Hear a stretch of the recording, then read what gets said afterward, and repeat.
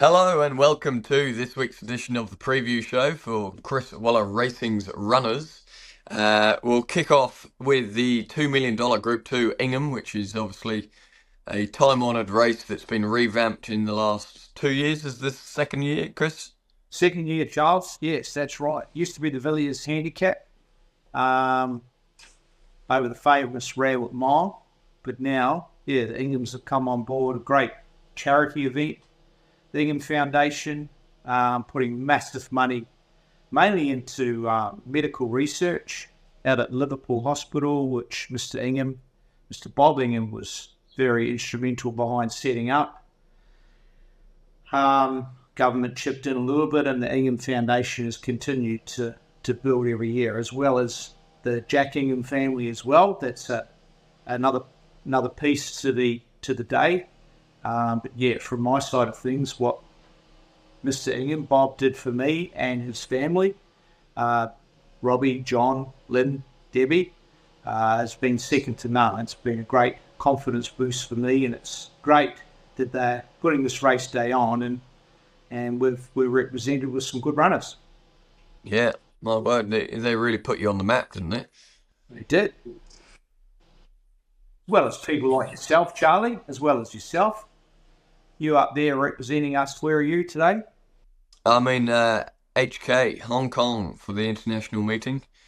Some interesting folk up here, and obviously some good clients of yours that sort of need looking after. And yeah, it's a great privilege to be up here. Well done. Thanks for representing me up there. No trouble at all. Great honour to have you there. Without further ado, we will rip into the Ingham. New mandate, Chad Schofield, Hong Kong owned, with an ex-Hong Kong jockey, barrier 17. His last two runs have both been good. He just drifted back a bit too far at Kembla. Hopefully the track's still in that soft range with a heat wave predicted for the weekend. I guess it's going to get back to good, but as long as it's not too firm, he just needs a bit of racing luck. Like a few of the horses in this race, it's a 20-horse field, and we've got some shocking draws. But hey, the Randwick Mile, yeah, now you can get a bit of luck. My word. Osipenko from 24 obviously comes into barrier 20. Good run at Kembla. I don't think he was suited by the wet track that day, but nonetheless a good run. And again, just needs a bit of racing luck. But he's working as well as ever, despite being up a long time. No compromise from 21? Look, he's a stayer, but geez, got some zip in his legs on the training tracks at the moment. So Lee McGorian rides, as you know, Charlie rides a lot of work for us, does a great job at home, gets his opportunity here. We'll be searching for runs and hopefully just storming late, like when he won the Metropolitan. And your best drawn horse, Hinged, barrier 7, Zach Lloyd. Well, gee, there's a lot to like about her last run. I know she was beaten a long way, but that was the form race at the Carnival, the Group 1 Empire Rose at Flemington. She got back, not a lot made up ground. She worked home steadily. She went to the farm for a week. She's had a trial. She's fresh. She's, as you say, drawn well. Good young jockey aboard. And she's a Group 1 winner in a Group 2 with a nice lightweight, so I think she's a right chance. Waterford. Blinkers go on. There's good talk at home that the blinkers have sharpened him up. Again, no luck last start. He got shuffled back to last. The wrong part of the track at the wrong time. Simple as that. I don't think the draws are negative with this horse, and he'll get some galloping room, and again, just needs a touch of luck, but he's capable, and as the market would suggest, there's not a lot between the top 10, and it's a very open edition, and a good edition of the Ingham, being $2 million, certainly will encourage a lot of horses to stay and work for longer.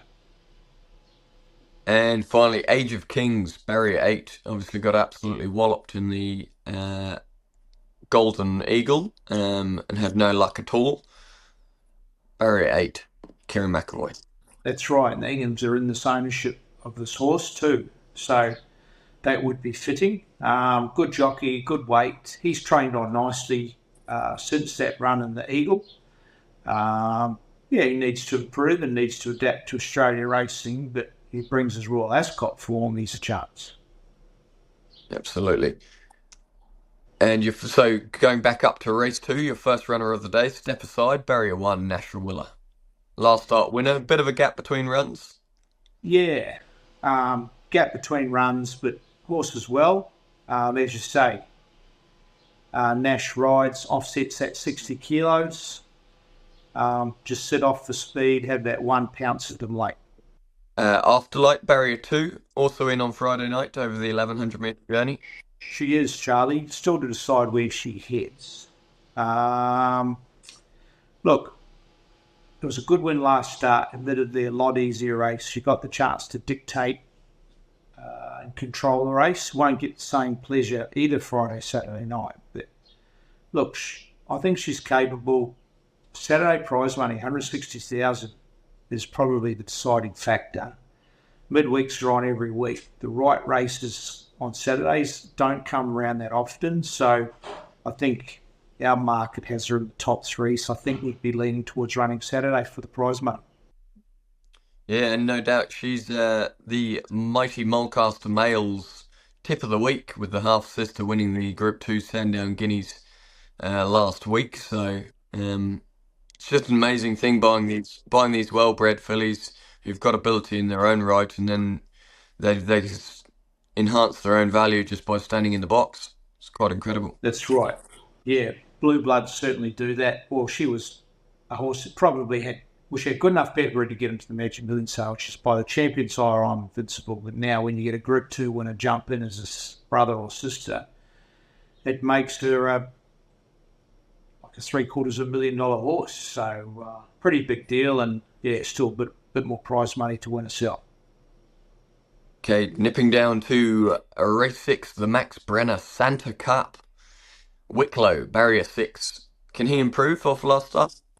He can, Charlie. He's screaming out for 2,000 metres. Yes, he's been a bit plain, but look, I think his best form is over further. So we've been holding him back through the spring just for racing for prize money. Finally, prize money aside, we're running over the right distance.